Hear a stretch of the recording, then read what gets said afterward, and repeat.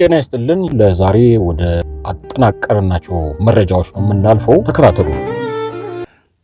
በአርሲ ዞን እየተባባሰ ለመጣው ጥቃት መንግስት አስቸኳይ ጸጥታ ኃይል እንዲያሰማራ ኢሰመኮ አሳሰበ። የኢትዮጵያ ሰብአዊ መብቶች ኮሚሽን ኢሰመኮ በኦሮሚያ ክልል አርሲ ዞን የተለያዩ ወረዳዎች ውስጥ በንጹሃን ዜጎች ላይ የተፈጸመ ያለውን ግድያ፣ መፈናቀልና እገታ ለመክታት መንግስት በቂ የጸጥታ ኃይል በአስቸኳይ እንዲያሰማራ ጥሪ አቅርቧል። ኮሚሽኑ ባወጣው መግለጫ ከጥቅምት 2018 ዓ.ም ጀምሮ በሽርካ፣ በጉና፣ በመርቲና በሌሎች የአርሲ ዞን ወረዳዎች የታጠቁ ኃይሎች በፈጸሙት ተደጋጋሚ ጥቃት የሰው ሕይወት መጥፋቱን፣ የአካል ጉዳት መድረሱና መጠነ ሰፊ የንብረት ውድመት መከሰቱን ገልጿል። ለኮሚሽኑ ሪፖርት ከሆነ ግጭቱ ባለፉት ቀናት ተባብሶ የቀጠለ ሲሆን የሚከተሉት ነጥቦች ተጠቃሽ ናቸው። አንደኛ፣ የካቲት 19 ቀን በሽርካና ሮቢ ወረዳዎች በታጣቂዎች በደረሰ ጥቃት ንጹሃን ተገድለዋል። ሁለተኛ፣ ከግድያው በተጨማሪ በርካታ ሰዎች ተጠልፈው መወሰዳቸው ተረጋግጧል። ሶስተኛ፣ በወቅታዊ የጸጥታ ችግር ምክንያት በሺዎች የሚቆጠሩ ነዋሪዎች ቀያቸውን ጥለው ለመሰደድ ተገደዋል። መንግስት የዜጎችን ደህንነት የማስከበር ህገ መንግስታዊ ግዴታውን ሊወጣ ይገባል ያሉት የሰመኮ ዋና ኮሚሽነር ብርሃኑ አዴሎ ለተፈናቀሉ ዜጎች አስቸኳይ ሰብአዊ ድጋፍ እንዲቀርብ አሳስበዋል። ኢትዮጵያ ኦርቶዶክስ ተዋሕዶ ቤተክርስቲያንና የኢትዮጵያ እስልምና ጉዳዮች ጠቅላይ ምክር ቤት ጥቃቱን በጽኑ አውግዘዋል። ተቋማቱ መንግስት በንጹሃን ላይ እየደረሰ ያለውን ሰቆቃ ማስቆም ኃላፊነት እንዲወጣ በጋራ መጠየቃቸው ይታወሳል። እስከ ዘገባው በተጠናቀቂያ ድረስም ከፌዴራል ሆነ ከኦሮሚያ ክልላዊ መንግስት በጉዳዩ ላይ የተሰጠ ይፋዊ መግለጫ የለም። ይሁን እንጂ ኮሚሽኑ በንጹሃን ላይ ለደረሰው ጥቃት ተጠያቂ የሆኑ አካላት ተለይተው በህግ እንዲቀርቡና ገለልተኛ ምርመራ እንዲደረግ ግፊት ማድረጉን ቀጥሏል። እስክንድር ነጋ ስለ አስካለ ደምሴ ዝምታውን ሰብሯል።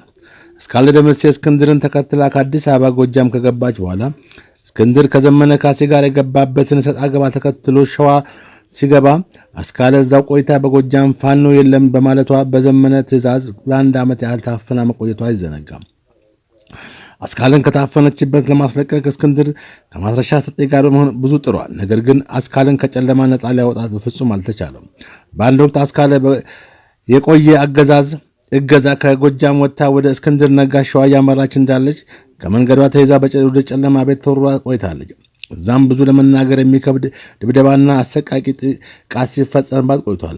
ይህን በተመለከተ ቡድኑ በገንዘብ ሲረዱ የቆዩት የዲያስፖራ አባላት ጭምር በኦንላይን ኮንፈረንስ በማካሄድ ተቃውመዋል። በኮንፈረንሱ ላይ ፋኖ አሸባሪ ነው፣ ፋኖን በተሳሳተ መንገድ ስንደግፍ ቆይተናል የሚሉ ድምፆችም ተደምጠው ነበር። ከዚህም ውጪ እስካሁን በአስካለ በተመለከተ ዝምታ መርጦ የቆየው እስክንድርም ዘመነ አስካለ ላይ እየፈጸመ የሚገኘው ኢሰብአዊ ድርጊት በማስመልከት ከሀገር ውጭ ለሚገኙት የአማራ ማህበራት ደብዳቤ መጻፉ ተሰምቷል። እስክንድር ደብዳቤውን በሀብታሙ አያሌውና ሻለቃ ዳዊት ወልደ ጊዮርጊስ አማካኝነት ለማህበራቱ ለማድረስ እንደላከ ለማወቅ ተችሏል። እስክንድር በደሳለኝ ሲያሳብብ ሸዋ ኃይል ሸዋ ውስጥ የቆመ እስረኛ ሆኖ እንደሚገኝ ይታወቃል። ኢራን ለረጅም ጊዜ የመዋጋት አቅም እንዳላት ተነገረ። ጦርነቱ በተራዘመ ቁጥር ኢራንን እያጠናከረ አሜሪካና እስራኤልን ሊያዳክም እንደሚችል ተነገረ። የፖለቲካ ተንታኝና የጄዳል ቲቪ አቅራቢ አልአሊዛዴህ ኢራን ጦርነቱን ከአሜሪካና እስራኤል በበለጠ ረጅም ጊዜ ለማስኬድ የሚያስችል ሀብት እንዳላት ተናግረዋል።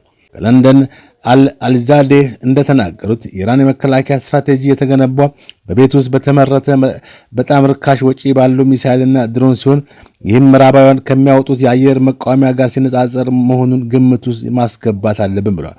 ስለዚህ ይህ ጦርነት ከቀጠለ ለኢራን የሚጠቅም ይመስለኛል ብለዋል።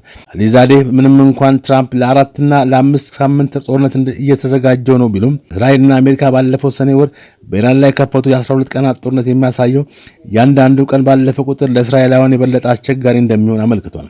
እስራኤልና አሜሪካ ለጸረ አየር ሚሳይሎችና ለእስራኤል ግዛትና ሌሎች የአሜሪካን ሰፈሮችን የሚከላከሉበት መሳሪያ እያለቀባቸው ባለበት ወቅት ከፍተኛ ወጪ ለማውጣት ፈቃደኛ መሆናቸውን ማየት አለብን ያሉት ዛዴ ትራምፕን ወደዚህ ጦርነት በእስራኤል ተጎትተው ነበር። እናም የኢራን መንግስት ምን ያህል ጠንካራ እንደሆነ ሊረዱት አልቻሉም የሚለውን እያደገ መጣውን አስተያየት አስተጋብቷል። ግዛቱ በጣም ጠንካራና በጣም ተለዋዋጭ ነው። ስለዚህ ይህ በትራምፕ ላይ ተጣለው የጋራ ጦርነት ነው ብዬ አስባለሁ። እናም ትራምፕ ራሳቸው እንዴት እዚህ ውስጥ እንደገቡ ለመረዳት አይኖቻቸውን እየከፈቱ ነው ብለዋል። ለዛሬ ያዘጋጀናቸው መረጃዎች ይህን ይመስላሉ። በሌላ ዝግጅት ተመልሰን እንመጣለን። እስከዚያው